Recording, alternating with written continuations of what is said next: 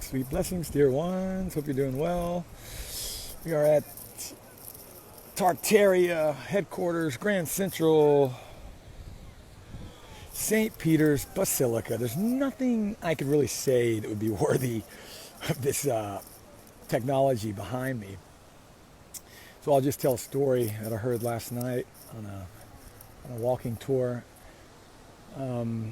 It was touching because the guy said, he was like, oh, there was this cowboy in Texas, and, he localized the story for me. But basically, there was this guy riding his horse, and he came upon a man dying, and was passed out, and so he gave him some water and poured some water on him, put some shade over him, and he waited for him to wake up. And so 2 hours later, after he'd been sitting there in the hot sun, he didn't realize it. The guy woke up, and when he did, he knocked him on the head.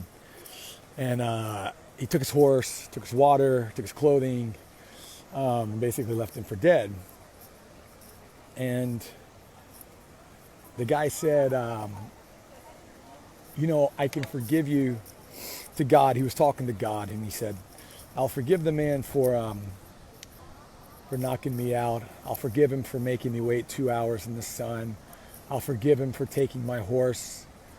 I'll forgive him for taking my clothing, my hat. But I will never forgive him for making me lose my faith in humanity. I thought that was a really interesting story. I don't know the origins of it.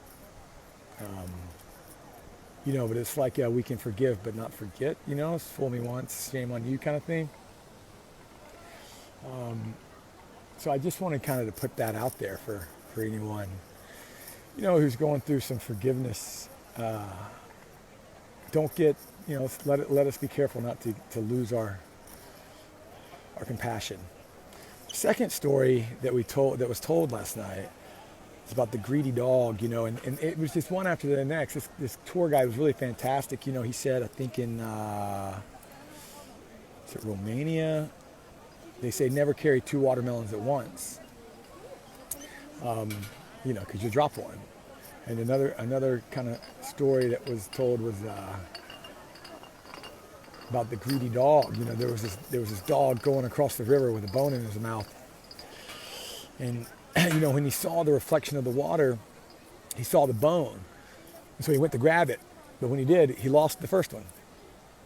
And someone like myself who has a lot of freedom and has accumulated some financial abundance, it's good not to be greedy. And I really try to take care of the people in my life and the people who work with me. So I just, not necessarily a divine message from God, but geez, come on. Look at the people up there. I don't know if you can even see them. Like, this thing is a masterpiece. Oh my God. It's like stunning, and the whole city is just, just who's responsible, right? So you know what they say, all roads lead to Rome. All roads lead to the now moment. Blessings. I love you. God loves you. Everything you're doing is perfect and beautiful. And I checked the schedule and we're right on time. See you soon.